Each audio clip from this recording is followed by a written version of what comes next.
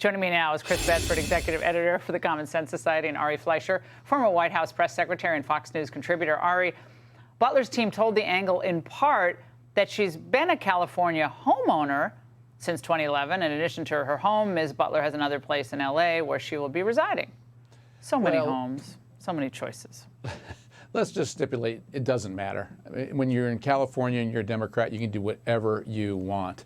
Now, as for her residency, it's interesting to me. None of the four people mentioned for Senate candidacy, her now serving, appointed by the governor, and the three Democrats running, none of the four were born in California. Now, at least Adam Schiff and Barbara Lee moved there as children, and they both went to college there. So I'm kind of curious if Schiff and Lee are going to make it an issue against her if she decides to run in 2024, that Butler is not really a Californian. She moved there later in life and then moved away. And so she's a ping pong ball. Now she's back. Chris? You know, this is something I'm envious of Gavin Newsom and the Democrats right now. I wish Republicans could take a lesson on just how vicious this is. I mean, Senator Dianne Feinstein's been dead for 24 hours, and they appoint a black lesbian who's devoted her life to killing babies in the womb. So say what you will about the Democratic governor. They please their constituents. They take care of their voters. They take care of the people who give them money. You look at Republicans, what do we get? Luther Strange, Kelly Loeffler. These are the kind of people that Republican governors give to their candidates when they select a candidate. Newsom doesn't even care if she's from California or not. He gives the base what he wants. He rewards them, and he doesn't hold them in contempt like the GOP does all the time. Well, Ari, here's what Butler said about Republicans. This was last year on the issue of abortion. Watch. What is consistent is that they are determined to take away freedom from people in this country to make decisions about their own body and to ensure that they themselves, elected officials, have the power and control to make decisions for every woman in this country. Ari, she's just a rank, partisan, radical, perfect for California. It's a shock that 500,000 people have left there. Yeah, isn't that exactly right, Laura? You know, if you're a U.S. senator, you need to wait 2 years before you can become a lobbyist. But now we have a lobbyist who can immediately become a California senator. And in this case, you have somebody who's a lobbyist who believes in abortion right up to the day before, the hour before birth. I mean, that's what Emily's List does, the group that she ran. They are the most radical of the pro-abortion groups that are out there. But that's in tune with the modern-day Democratic Party. So marry abortion politics to identity politics, and you get California's new Senator Butler.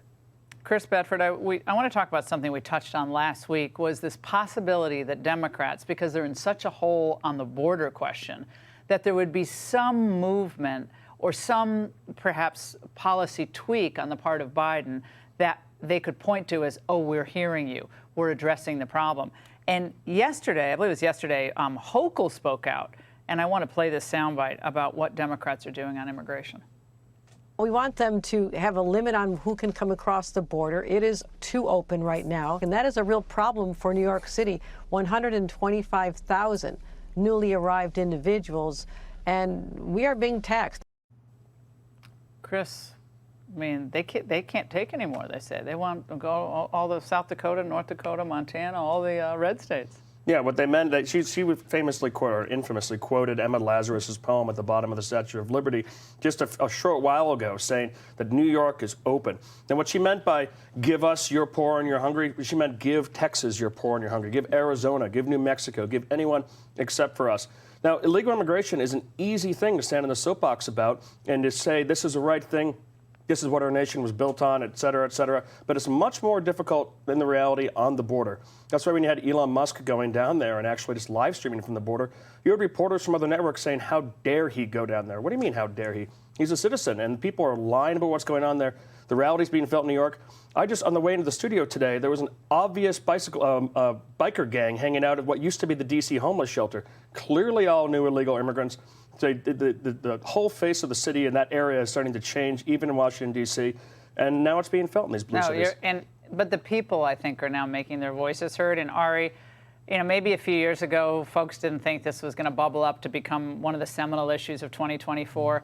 But I think that's changed. I think people feel the change. I think people don't want it. And they said, we didn't vote for it. This is not what we thought, meaning kind of mainstream Democrat voters, that they were going to get when they voted for Biden. And actually, Laura, you, of course, you were at the forefront of that. You were one of the people who did see that very early in a Republican Party that was changing on this issue. And it's absolutely right. It's a moral issue. I mean, either we are a nation of laws with borders or we're not. And the Democrats have lost the ability to make a moral distinction between someone who comes here illegally and legally. To them, it doesn't matter. To most Americans, it does matter. And that's why this is a salient issue. Yeah, 8 million people, probably more like 13 or 14 million people who've come in. Chris, quickly, Gates challenging McCarthy for the speakership. Newt Gingrich pushed back really hard over the weekend on social media, saying this is a self-inflicted wound on the part of the Republican Party, agreeing with Gates on the spending issue, but saying you don't have the votes yet. So what is this going to ultimately accomplish? Your view? I'm not too sure it's going to accomplish that much. I mean, there's a lot of real principled opposition to McCarthy. You want to listen to that, you get someone like Chip Roy. What's going on between McCarthy and Gates at this point seems like a personal grudge. Ari, thoughts on that quick? Yeah, I think it's nihilistic. I just don't know what they seek to accomplish, and whoever it is going to be the next speaker, they're going to try to vacate that person. Anybody who has to make any agreement or compromise, they're against. You can't vote with a 5-vote majority and speak like you have a 50-vote majority. Republicans only have 5.